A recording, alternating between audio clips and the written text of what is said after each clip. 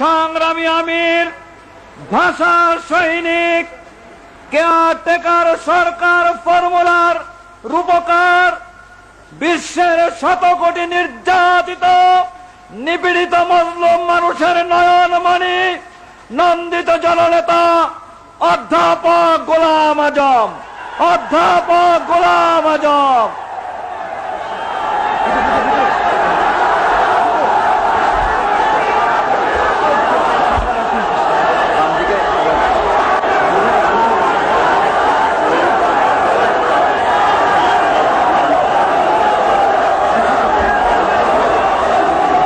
আলহামদুলিল্লাহ রাব্বিল আলামিন, আলহামদুলিল্লাহ রাব্বিল আলামিন, ওয়াসসালাতু ওয়াসসালামু আলা সাইয়্যিদিল মুরসালিন ওয়া আলা আলিহি ওয়া আসহাবিহি আজমাইন। এই শুকরিয়া দিবস উপলক্ষে আয়োজিত এই মহাসমাবেশের সভাপতি, ইসলামী আন্দোলনের নেতৃবৃন্দ,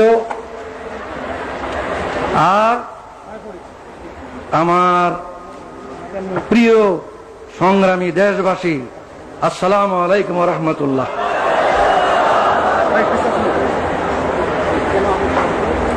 এই বাংলাদেশ আমার দেশ, এই দেশেই আমার জন্ম, এই দেশের রাজধানী ঢাকাই আমার জন্ম।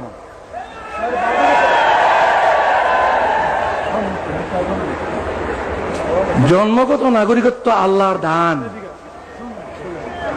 কে কোথায় জন্ম নেবে এটা ফয়সালা তিনি করেন। এই জন্মসূত্রে নাগরিকত্ব কেড়ে নেওয়ার কোনো অধিকার নেই। তবু কেড়ে নেওয়া হয়েছিল। আজ আমার কোনো দুঃখ নাই, আমার কোনো দুঃখ নাই। আল্লাহ তাআলা সম্মানের সঙ্গে আমার দেশের সর্বোচ্চ আদালতের মাধ্যমে আমার নাগরিকত্ব ফিরিয়ে দিয়েছেন, আলহামদুলিল্লাহ। নাগরিকত্ব হচ্ছে সকল অধিকারের ভিত্তি। যদি নাগরিকত্বই স্বীকৃতি না হয় তাহলে আর কোনো অধিকারই স্বীকৃত হয় না। যেহেতু সরকার আমার নাগরিকত্ব স্বীকার করেনি এতদিন পর্যন্ত, এই কারণে রাজনৈতিক অধিকারও আমার ছিল না। সরকারের নিকট রাজনৈতিক অধিকার স্বীকৃত ছিল না, আর বাকি অধিকার তো প্রশ্নই ওঠে না। আলহামদুলিল্লাহ, আজ আমি আপনাদের মতো একজন নাগরিক, এই দেশের 12 কোটি মানুষের মতোই আমি একজন জন্মসূত্রের নাগরিক।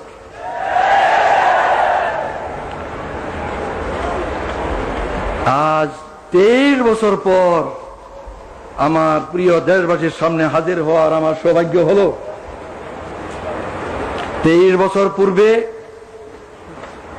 আমার এই প্রিয় দেশের মাঠ, ময়দান, রাজপথ আমার বিচরণ ক্ষেত্র ছিল। এই 23টি বছর আমার জীবন থেকে কেড়ে নেওয়া হয়েছে। দুঃখ নয়, আল্লাহ তাআলা আবার আমাকে সুযোগ করে দিয়েছেন। আপনাদের সাথে সেই শুকরিয়া শরীক হওয়ার জন্য আমি আজকে হাজির হয়েছি। আজকে আমি অনেক বেশি কথা বলতে চাই না, আজ সূচনা মাত্র। ইনশাআল্লাহ কথা বলার আরো সুযোগ আল্লাহ তাআলা দেবেন, আমি আশা করি, যদি বাঁচিয়ে রাখেন আল্লাহ। আজ আমি অল্প কটি কথা বলি, আপনাদের কাছ থেকে বিদায় হতে চাই। আমার প্রথম কথা হলো, 23 বছর পর, বিগত 23 বছরের দিকে আমি দৃষ্টি দিয়ে শ্রদ্ধার সঙ্গে স্মরণ করছি আমার এই দেশের অনেক বড় বড় নেতাকে, যারা দুনিয়া থেকে চলে গিয়েছেন। তাদের মধ্যে 2 জন নেতা এমন, আইয়ুব খানের স্বৈর শাসন আমলে যাদের সাথে মিলে আমি গণতান্ত্রিক আন্দোলনে একসাথে কাজ করেছি, সেই 2 জন আজকে নেই দুনিয়ায়। তারা হলেন মৌলানা আব্দুল হামিদ খান ভাসানী এবং শেখ মুজিবুর রহমান। এরপর আমি স্মরণ করি আরো 2 জনকে। এই দেশে গণতন্ত্র পুনর্বহালের জন্য যাদের অবদান অস্বীকার করার সাধ্য কারণ নেই, সেই দুইজনও দুনিয়ায় নেই আজ। একজন জেনারেল আতাউল গনি উসমানী, আর একজন জেনারেল পরবর্তীকালে প্রেসিডেন্ট জিয়াউর রহমান। শ্রদ্ধার সঙ্গে তাদের স্মরণ করি। আরো স্মরণ করি কয়েকজনকে যারা এদেশে আল্লাহর দ্বীন, আল্লাহর কালিমার ঝান্ডাকে সমুন্নত করার জন্য আজীবন চেষ্টা করে গেছেন। তাদের অবদানকে আমি স্মরণ করি। তারা হলেন মৌলানা আতহার আলী, মৌলানা মোহাম্মদ আব্দুর রহিম, মৌলানা মোহাম্মদুল্লাহ হাফিজ জি হুজুর এবং সরসিনার মৌলানা আবু জাফর মোহাম্মদ সালেহ পীর সাহেব সরসিনা, আরো অনেকেই 23 বছরের আগে যারা দুনিয়া থেকে গুজরে গেছেন তাদের কথা আমি উল্লেখ করলাম না। এই 23 বছরে যাদেরকে হারিয়েছি তাদের কথা স্মরণ করে, শ্রদ্ধার সঙ্গে স্মরণ করে আমি আমার এই দ্বিতীয় কথা শেষ করলাম। এরপর 72 বছর বয়সে দাঁড়িয়ে আমি ভাবছি যে আমার ডাক কবে আসে আল্লাহর পক্ষ থেকে। তিনি কতদিন দুনিয়াতে আমাকে কাজ করার সুযোগ দেবেন তিনি জানেন। আমার কোনো ব্যক্তিগত উচ্চাকাঙ্ক্ষা নাই। আমি নিজে দেশের বড় কিছু হব, দেশের কোনো কর্তা হব, এই ধরনের কোনো কামনা আমার নাই। কিন্তু একটি কামনাই আমাকে অস্থির করে, যে দুনিয়া থেকে যখন বিদায় নেব তখন আমার এই দেশবাসীর 12 কোটি মানুষকে কি অবস্থায় আমি রেখে যাব। তাদেরকে সুখী নিরাপত্তাবোধ নিয়ে বেঁচে থাকার মতো অবস্থায় রেখে যেতে পারবো কিনা, এটা আমার সবচেয়ে বড় চিন্তা। ক্ষুধা তৃষ্ণা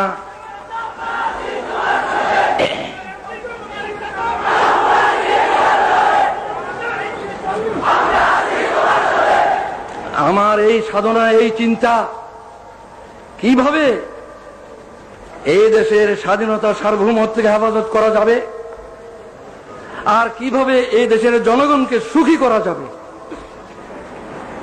ভাত কাপড় বাসস্থান, চিকিৎসা, শিক্ষা, স্বাস্থ্য, এগুলোর কারণে মানুষ কষ্ট পাবে না এমন অবস্থায় যদি রেখে যেতে না পারি, যাবার সময় যদি তাদেরকে সুখ শান্তিময় অবস্থায় দেখে যেতে না পারি, তাহলে এই জীবনের সার্থকতা কি?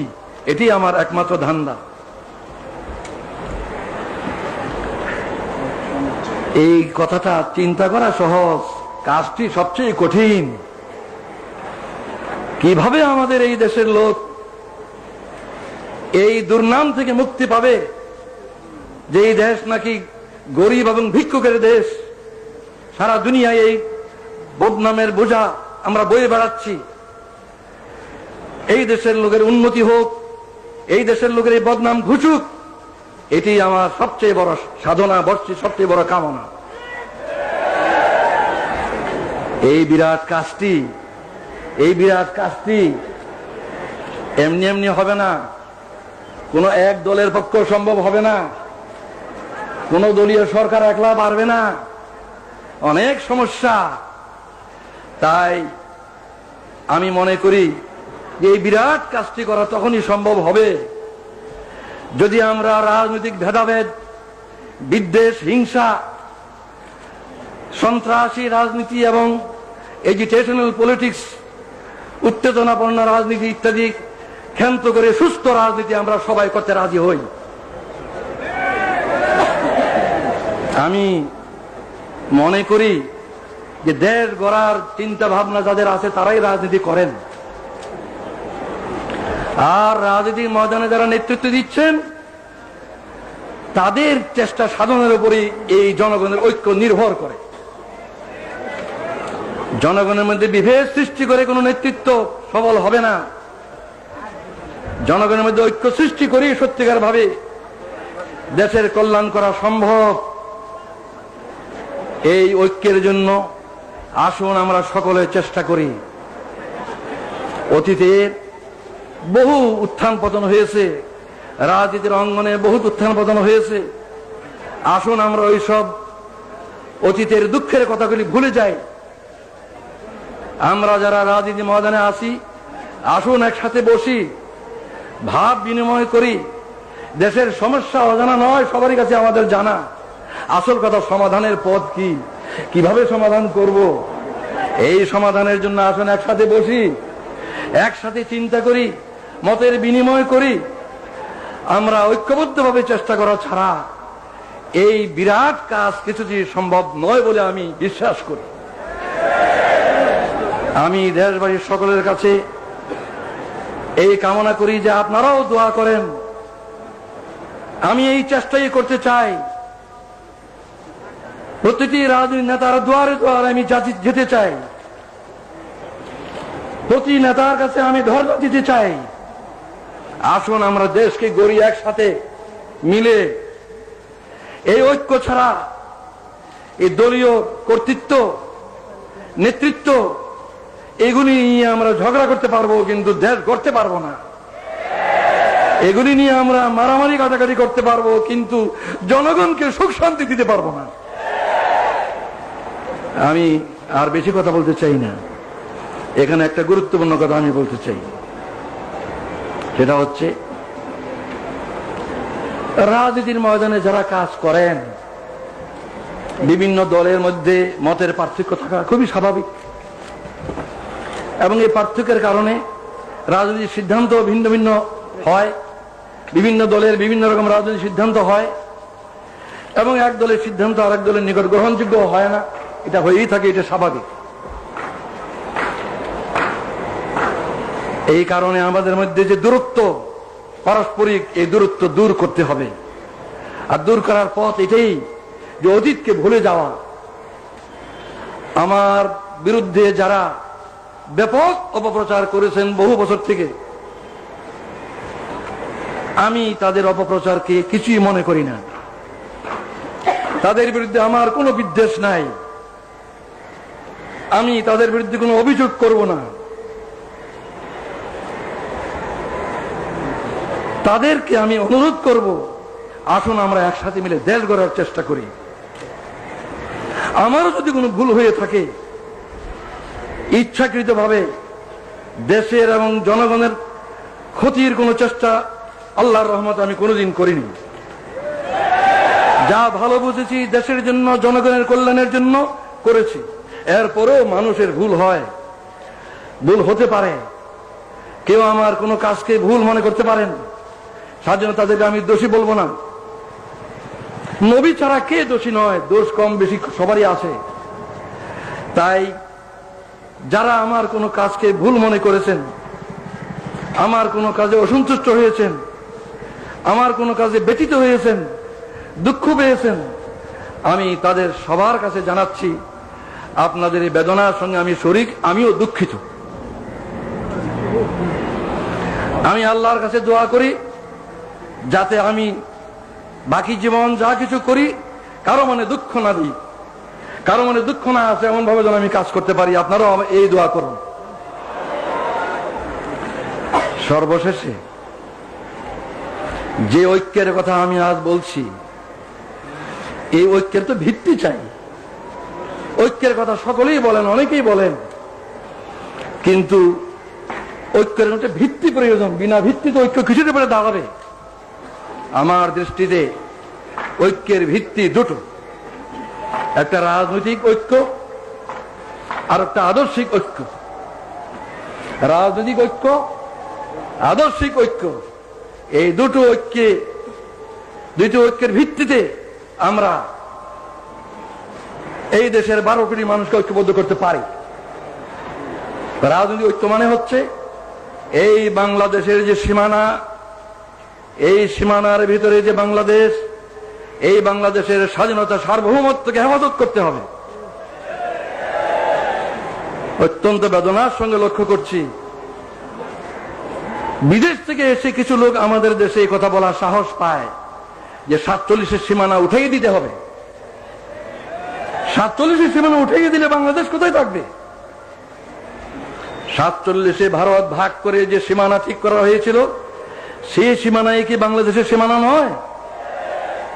71 কি সেই সীমানার ভিতরে স্বাধীন বাংলাদেশ কায়েম হয়নি? এই সীমানার হেফাজত করা হলো রাজনৈতিক ঐক্যের পয়লা ভিত্তি, রাজনৈতিক ঐক্যের ভিত্তি এটাই। যারা এই সীমানা তুলে দিতে চায় তারা এদেশের স্বাধীনতার রক্ষক হতে পারে না। যারা এই সীমানা তুলে দিতে চায় তারা এদেশের স্বাধীনতা সার্বভৌমত্বে বিশ্বাস করে না। আমি বিশ্বাস করি দেশের দায়িত্বশীল সকল রাজনৈতিক দল এই বিষয়ে একমত যে বাংলাদেশের এই সীমানার ভিতরে যে সীমানা 47 হয়েছিল এবং 71 যে সীমানাকে নিয়ে স্বাধীন সার্বভৌম বাংলাদেশ প্রতিষ্ঠিত হয়েছে, এই সীমানার হেফাজত করা আমাদের সকলের পবিত্র দায়িত্ব এবং এটা আমাদের রাজনৈতিক ঐক্যের ভিত্তি। কিন্তু রাজনৈতিক ঐক্য কি যথেষ্ট? রাজনৈতিক ঐক্য কখনো যথেষ্ট নয়। আদর্শিক ঐক্য ব্যতীত রাজনৈতিক ঐক্য ক্রিয়াশীল হয় না। আমি অনেক ভেবে চিন্তে তালাশ করে দেখেছি যে 3টি কথাই হচ্ছে আদর্শিক ভিত্তি। 3টি কথাই হচ্ছে আদর্শিক ভিত্তি। আল্লাহ যিনি আমাদেরকে সৃষ্টি করেছেন, যিনি আমাদের মনিব মাহবুদ প্রভু,